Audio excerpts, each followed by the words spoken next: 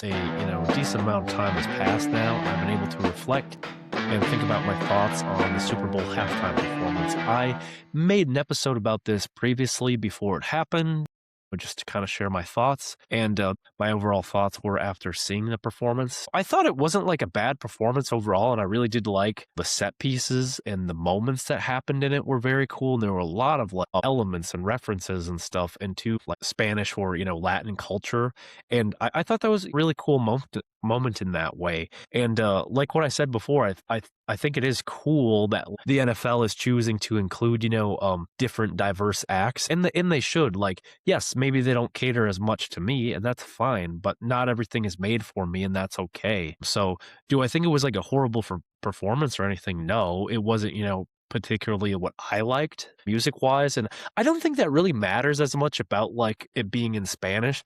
I think if it was in English, I don't think I would like it very much anyway, because I'm not a huge like, rap or R&B guy. So I just think like of the samples and the beats and the type of music that Bad Bunny performs, I don't think I would like it if it was in English anyway. So that doesn't matter as much to me. I did like, however, the inclusion of Lady Gaga. That was very cool, and I did like the wedding moment that happened, and then to find out that those people actually got married in real life during that. So I was like, that was really cool. And I thought that it was a cool way to unite and bring us together with all that is happening. I don't get political on this podcast, but I just thought that it was a good moment, and that's what is so great about music, that it's a way to bring us together and not divide us. And I think that's what it should do.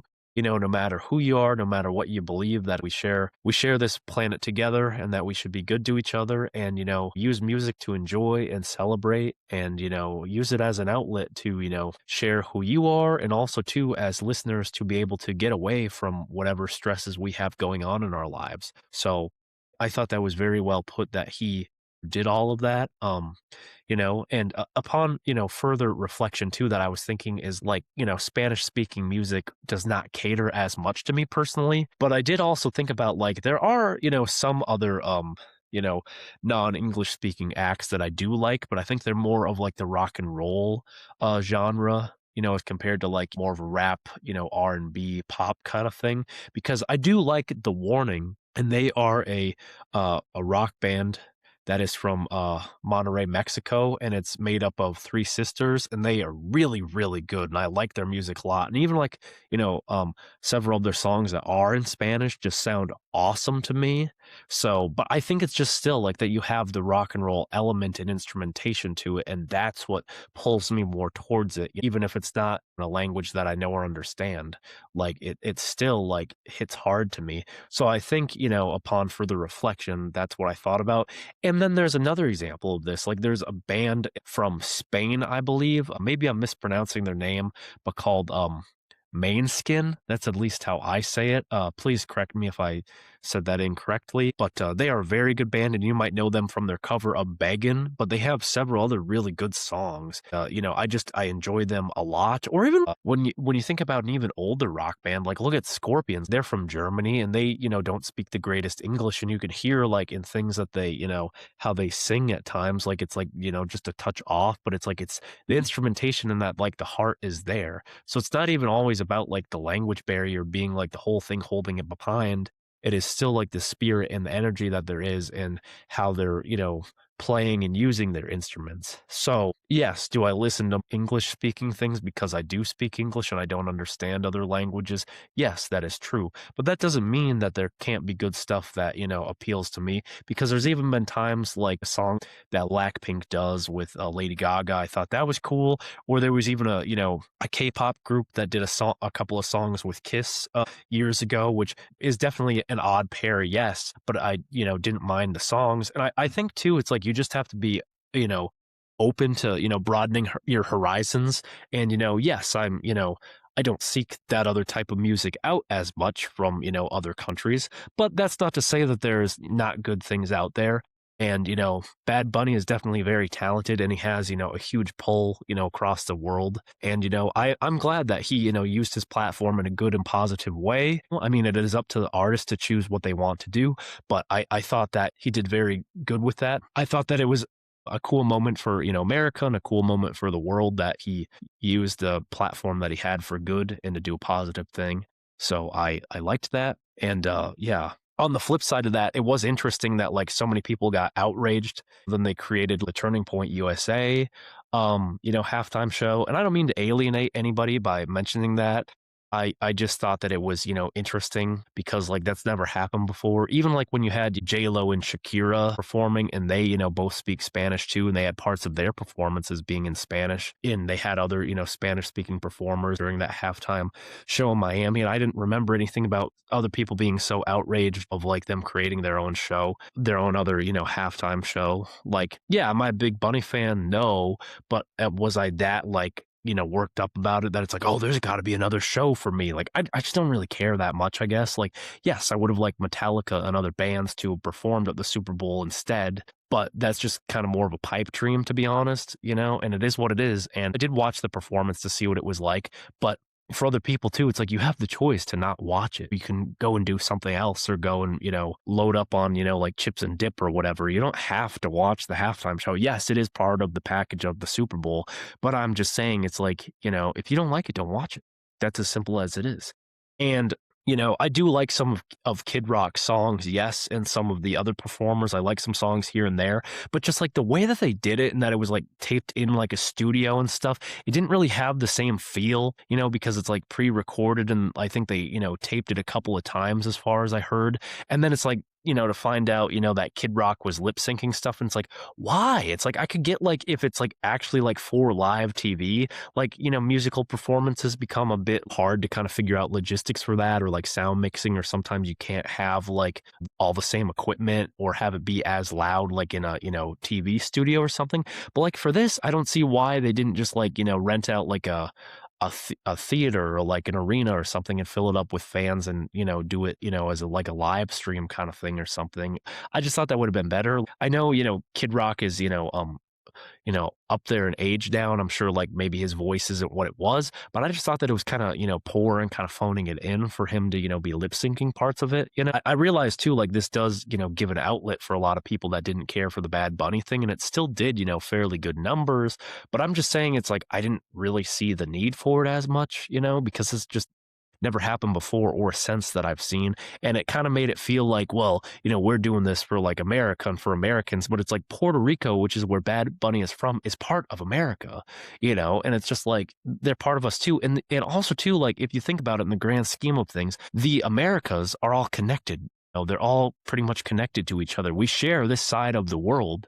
And, yes, we are different from each other, but it's just like that goes with everybody else too. Like, it's a beautiful thing that we are all different from each other because if everybody was the same, it would be a very boring world. And, I like when people can be brought together by music and not divided. So I don't think that the alternative halftime show is really totally the answer. I mean, if you liked it, that's fine. I'm just saying from the outside looking in for me, I didn't really see the need for it as much. I don't mean to come off as harsh or to bash people. If you like it, that's fine. I'm just saying I thought that if they were going to do that, it could have been better. It just seemed like kind of very half-baked to me, to fans, that they would be lip syncing and things like that. And it just seemed kind of just slapped together. And I'm sure there will be performers in the future for, the regular Super Bowl halftime show that I won't care for. But again, too, it's just like, as I've said many times before on this podcast, like opinions of art are subjective. And, you like what you like and just don't like what you don't like, and that's fine, but I think sometimes too, you should just give things a chance to really see for yourself. And I'm not perfect with that by any means, nor is anybody, but I just think that, maybe we need to just hear people out and just give things a shot before we write them off totally. And not everything is meant to cater to everyone, and nobody's going to please everybody, and that's just how the world works. But, I think it's great when music is used as a tool to, make us feel better and bring us together and not to divide us.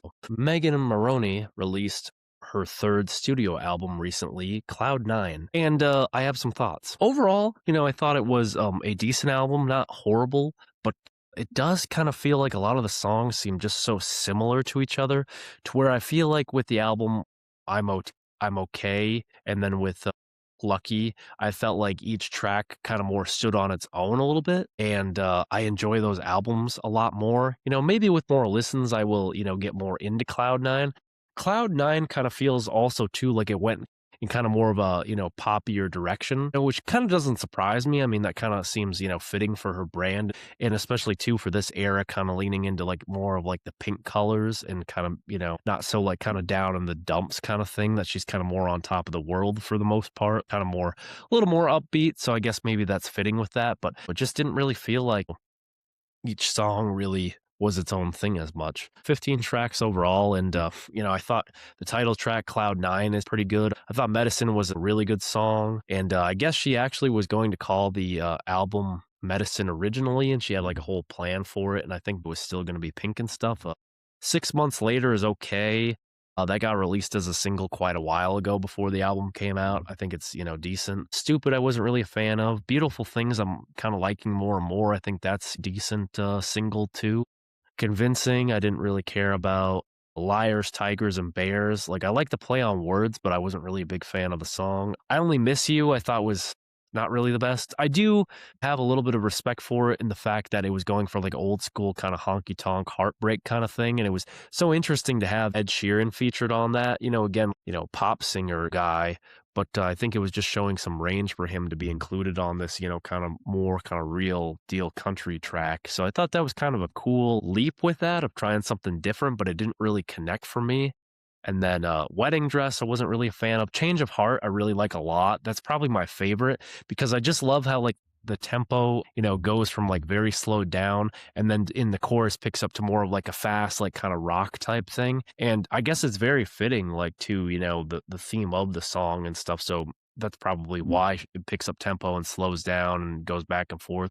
So that's probably my favorite song. And then I do like the feature with Casey Musgraves on Bells and Whistles. I thought that was so cool to see them do a song together, Megan Moroney and Casey Musgraves, because I know Megan has been a big fan of Casey for many years now, and even that her quote in her yearbook was, from a Casey song. And I think it is just so cool now, I guess, as one of the positives with social media and just the way the culture is going. I love that artists are fans too of other people and when they can really show that side of them more. So when you have moments like this of, Megan and Casey meeting at like the ACMs and stuff and then collaborating on a song, it is so cool. And it just feels like such kind of fourth wall breaking thing because I'm sure, for Megan that she never would have dreamed that she would collaborate with her favorite artist, Casey. And I'm a huge fan of Casey myself. So it was really cool to see them both together. And I think it's a very, fitting song for them to sing together here. Then I thought Table for Two, I didn't really care for. Wish I Didn't, I thought was pretty good, and I like the music video for this. It's kind of fun. Who Hurt You, I thought was okay. And then Waiting on the Rain, I'm not really into yet, but maybe that will kind of grow on me with future listens. And that's kind of what happened with her other albums too. Like upon more like listens, like the tracks kind of get to me a bit more. So that could happen here too with Cloud Nine. So overall, I think it's decent, not horrible. I'd have to say, My OK is definitely my favorite album of the three full-length studio albums. I've not listened all the way through her EP, Pistol Made of Roses. I will have to check that out. I think I've just heard like a song or two off of that. But I'm glad that she's got a new album out and still being creative and putting stuff out there, that she's doing well and, touring arenas now. And I'm glad that she's really been moving up and up, Megan, and because she's very talented for sure. And I actually saw her in the Next from Nashville stage at Faster Horses a few years ago, but I didn't get a chance to catch her whole set because my friends and I actually left before she performed Tennessee Orange. And that was really the only thing I knew at that time, but I liked what I saw of the rest of her performance, and that kind of really stuck with me. And I've been more of a fan ever since because I just thought she was going to be kind of more of a flash in the pan with the, the Tennessee Orange thing, but she's really proved herself and really won me over for sure. So what are your thoughts on Megan Moroney, and are you a fan of Cloud Nine? Let me know. Recently, I watched the brand new documentary Man on the Run on Prime Video. I actually watched it the day it dropped. I was so excited about it. And that's why I'm wearing the Paul McCartney shirt, actually. as the documentary dives into Paul McCartney's post Beatles career and post Beatles life. And it showed how he started his solo career and what choices he kind of made after he left the Beatles. And there was a little bit of like the ending of the Beatles at the very beginning of the documentary. And I got to say, I really enjoyed it a lot. I thought it was awesome. I gave it a 5 out of 5 on my Letterboxd review.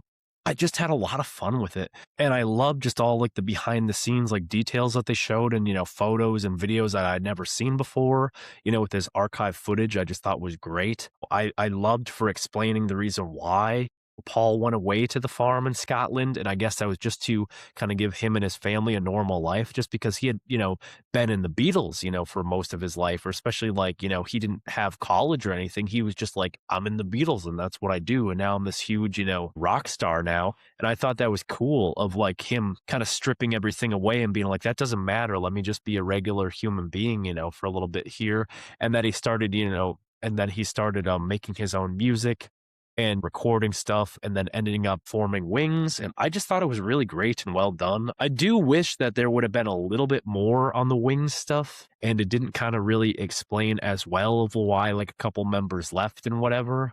It kind of just seemed very glazed over. And I wish that there would have been a little bit more behind the scenes of like the making of Band on the Run, because I'd heard the story of like them getting mugged in Lagos before and them losing the initial like demo tapes for like Band on the Run. And I wish there just would have been a little bit more details with that. And I also too, I didn't like that they just skipped over Venus and Mars completely, just because that is another just great album that I would have loved to have gotten some more stories for. And if there would have been a little bit more stuff of like Wings on the Road, and like I know there's, the rock show concert film, which was the Wings Over America tour. And there's the Wings Over the World, like live album, which is amazing in my opinion. One of my favorite live albums. I wish there would have just been more behind the scenes, just because like it did show like, them going from just kind of playing one-off shows at colleges and working their way up, like in a way how the Beatles played smaller places before they became like a good thing. Before like Wings became a solid tight band that they just played kind of small places and worked their way up, even though they had big offers right out of the gate to do like Madison Square Garden. They had, things like that, but Paul was like, nope, I'm going to build it up until it's good, essentially, and then we're going to take it kind of step by step as we should. And I have a lot of respect for that, because he didn't have to do that. He really could have just jumped the rungs of the ladder, but he chose just to build it up like a normal band, because that's what he really wanted, was to be in a band again.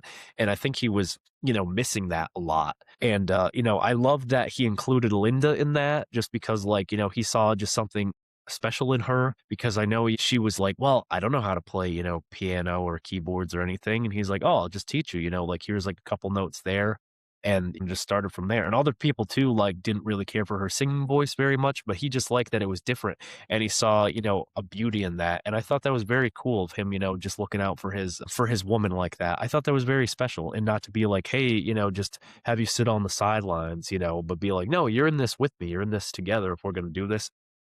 I just really loved Linda. I really do, of all the, footage and stories I've heard for her. She just, of what I know, she just seemed like a wonderful person and a really good mom to her kids and a great wife to Paul. And I know, Paul has been married like a couple other times, but to me, that's always felt like his one true love was Linda. Like, I don't mean to talk negatively about Nancy or his other wife before that, but just to me, there was just something special between Paul and Linda. And I really love that. And she was just such a beautiful spirit, and she was a really great photographer and just so full of life. And it was just cool to learn a bit more about her, because I didn't know like a ton. I've seen and heard things about her in like different Beatles media and documentaries, but like it was kind of cool to see just more focused in on her and Paul's life a bit. So I thought that was cool. And like I said, I wish there would have been a little bit more behind the scenes of Wings Over America tour. Like, especially that was when they started like playing arenas and stuff. It just kind of felt like it was glazed over a bit fast for me, because that's like my favorite stuff, was like they had, had like the, couple of albums, and then they did like the two major bangers in my opinion, which obviously Band on the Run is my favorite, Wings album. And then, Venus and Mars was very good too. and then, Wings at the Speed of Sound is like a couple songs. I just wish there would have been a little bit more background with that, but, that's just kind of it's a very, very small thing. But overall, I thought it was a great doc, and, I loved that, they didn't break away to, like, show people, who were being interviewed and stuff, really. You just see their voice, but then they keep, like, other B-roll pictures or video moving. So it felt kind of more cinematic in that way. So it's not like breaking off and being like, here's Paul in a chair, like somebody in a chair on a couch, like talking about, this or that. It's kind of like it keeps moving along. So it had a very good like flow to it. It, set up things very well to see like how he got from point A in the Beatles to point B of building a great solo career. And honestly, he has the best solo career of any of the Beatles, in my opinion, and, the best music. And, I am just so enamored by like the body of work that he created, like, his own things. And I think Wings is amazing. And, a lot of people like myself say like Wings might almost be better than the Beatles. Like it's very close just because like it feels like you can go back and forth so much, of like which is your favorite on the day. It's not knocking either one. It's just that both bands are just incredible for different reasons. And, it just was kind of so cool to be, really shown how that all came to be.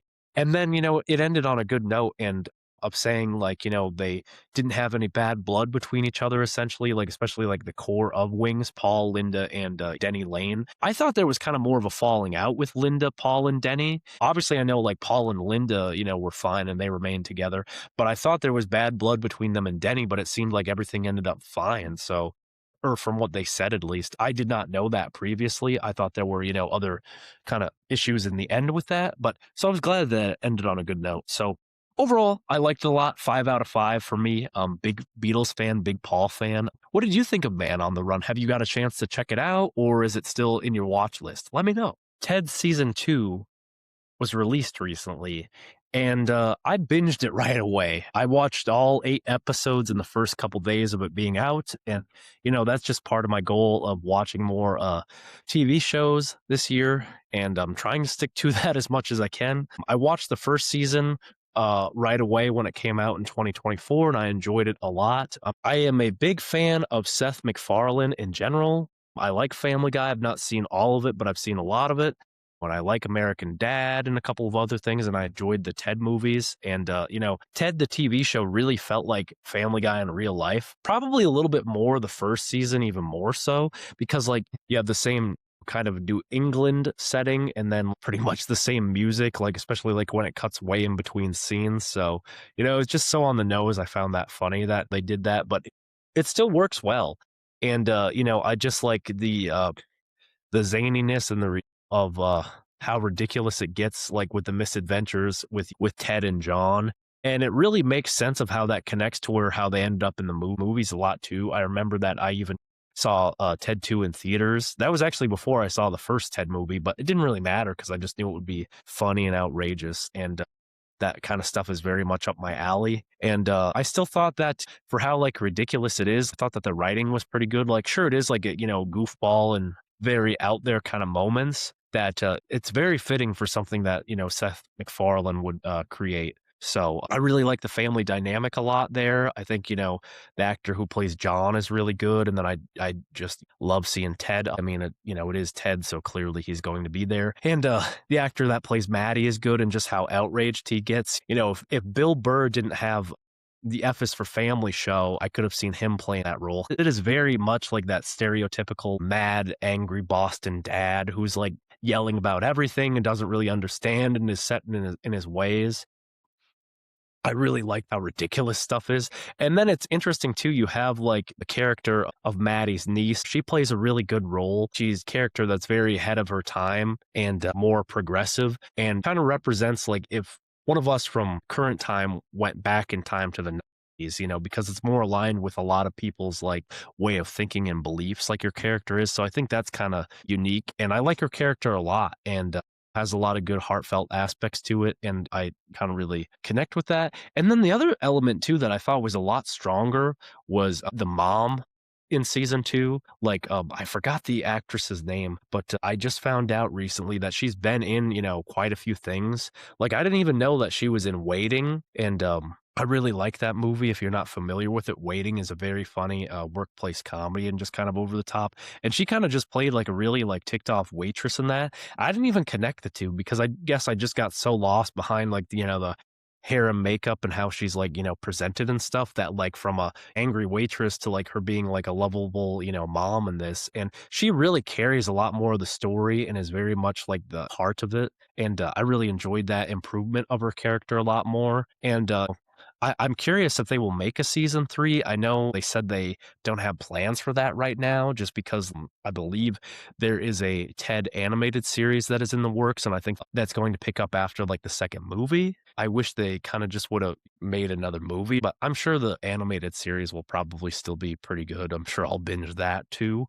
But yeah, it just makes me wonder if they will do a 3rd season or not of Ted because, like, it kinda ends off at a good point to where it's like, John just got done with high school at the end of it, and it kinda sends him off, in a good way. But I feel there's a lot more adventures of different things we could do, like with him going to college parties or stuff, or if he ends up getting a job, or if he actually ends up getting into college. So it's like, there's gotta be more that led up to, like, how he became who he was in the couple of Ted movies that we got. So I feel like there's more to the story there, and I feel like if this season does good enough, I feel like they probably will make a 3rd season of this, but, I can be wrong. I would like a 3rd season personally, and, kind of big standout moments from this season that I really enjoyed. I thought it was very funny, them being in the play and playing, like, the couple of guards, and I knew that there was just gonna be a mishap for sure because everything was just going way too smooth for Ted and John, so that was kind of a funny, ridiculous moment, and, my personal favorite was that they play a, Dungeons& and Dragons game, and it was just so funny and just how they, like, get into the characters and stuff, and it's just, like, ridiculous, and especially too, like, seeing Maddie in there and him be like, "What?" And then just, like, not really, like, understanding so much and him just being so lost and so out of his element. Not like, Ted and John were D&D guys by any point, but it's so funny that, like, Maddie and Susan being included, with the Dungeons& and Dragons game along with, John and Ted and their cousin, and it just was just kinda so out there. So and even just how the season starts, it was just kinda ridiculous, but it didn't really surprise me that they did something like that for that episode and just kinda ran with it. Overall, I enjoyed it, and I just kinda got sucked in, and I think that's what a good show does. They're made to be binged now, so I'd say if you like it, just keep rolling along with it, and that's what I did. I really enjoyed season 2 a lot. Go check it out if you have not seen it yet. If you have seen it, what do you think? Let me know.